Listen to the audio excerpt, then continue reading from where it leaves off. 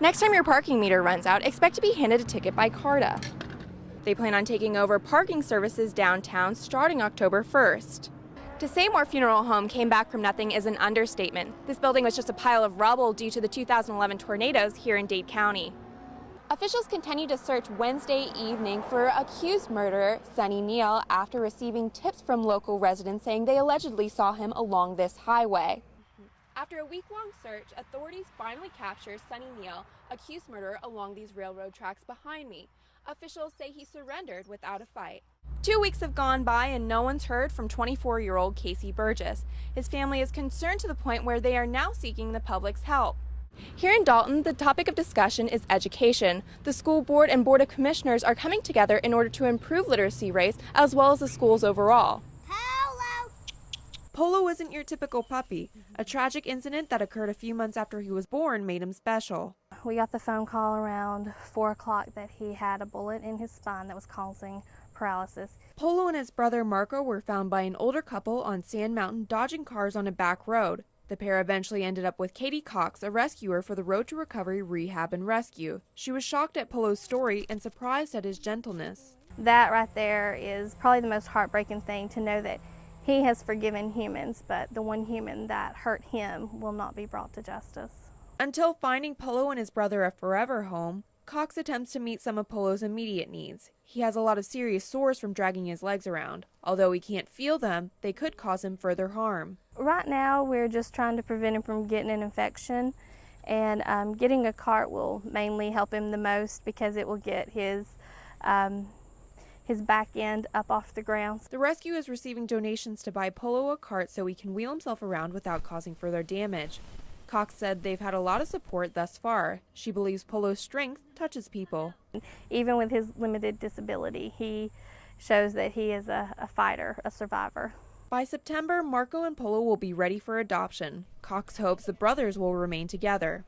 They were found together, and I think that they need to stay together in order to help each other thrive and grow. If you'd like to donate or adopt Marco and Polo, find the link on our website at WDEF.com.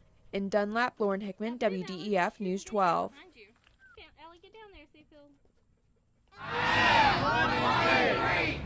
Mark your calendars, a new national holiday is making waves. On August 1st, 2011, Kevin Yates died after his car was struck by a drunk driver.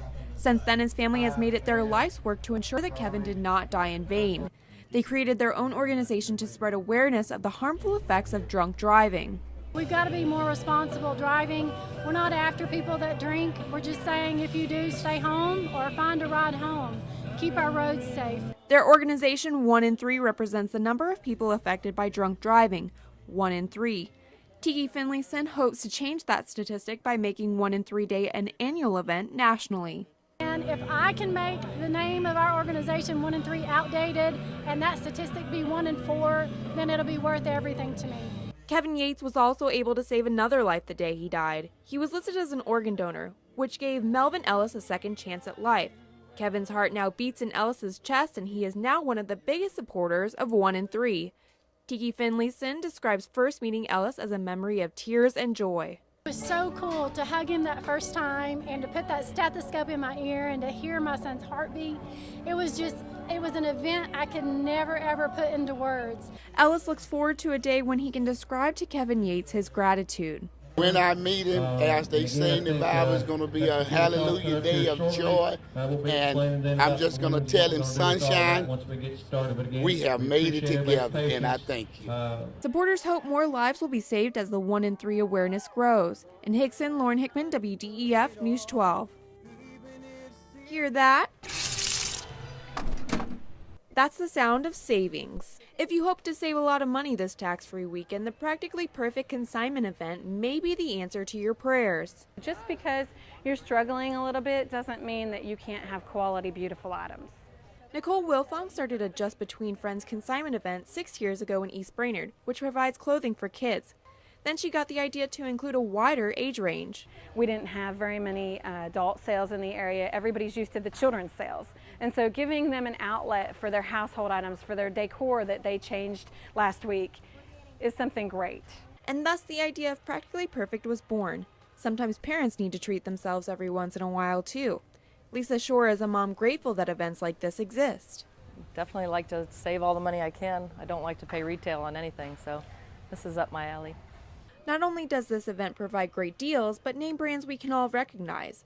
Wilfong kept that in mind when creating the event. My passion is bargain hunting, and so getting a fabulous deal, something high quality for a low price, that's what I'm all about. And that's why Wilfong kept a practically perfect standard for all of the items consigners could bring into the event. The name was actually inspired by the movie Mary Poppins. As a kid growing up, I loved the movie Mary Poppins. And in the movie she says, Mary Poppins, practically perfect in every way. Well, I took that a step further in regards to the items that we carry. This event will run until August 11th, and on that final day, many items will be 50% off. In East Brainerd, Lauren Hickman, WDEF News 12.